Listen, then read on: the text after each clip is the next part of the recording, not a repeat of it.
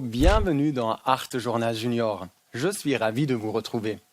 Aujourd'hui, on vous emmène au pôle Nord et dans une centrale nucléaire. Mais d'abord, on va parler environnement. Dans moins d'un mois se tient la grande conférence sur le climat à Paris. C'est peut-être la dernière chance de sauver notre planète. Sinon, on risque de subir de plus en plus de catastrophes comme des inondations ou des sécheresses.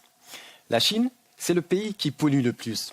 C'est là-bas que François Hollande s'est rendu pour convaincre les Chinois de faire plus d'efforts pour le climat.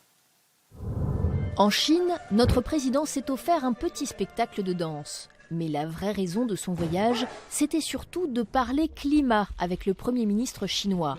La Chine a longtemps refusé de faire des efforts dans ce domaine, mais cette fois, elle semble avoir changé d'avis. Nous allons suivre la voie du développement vert en Chine et y adapter notre économie. Nous ferons des réformes, c'est indispensable. Alors, pourquoi la Chine est-elle si importante ?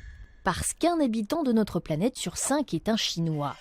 La Chine produit 25% des émissions mondiales de CO2 et ça, c'est très mauvais pour le climat. Et surtout, l'industrie chinoise a fait un formidable bond en avant ces 10 dernières années. En partie parce que nous achetons là-bas tout un tas de marchandises pas chères. La plupart de vos chaussures, smartphones, jeans ou t-shirts sont fabriqués en Chine. Grâce à cela, le niveau de vie des Chinois s'est amélioré. Ils ont pu acheter plus de voitures et construire des routes. Du coup, dans les grandes villes comme Pékin, l'air est devenu si pollué qu'il présente un danger pour la santé des habitants. Et puis, la Chine consomme beaucoup d'énergie. Celle-ci est produite en grande partie à partir de charbon, ce qui pollue énormément l'air. Jusqu'à présent, la Chine refusait de limiter ses émissions de gaz toxiques pour ne pas ralentir son économie. Alors si aujourd'hui elle est vraiment prête à lutter contre le réchauffement climatique, c'est une très bonne nouvelle.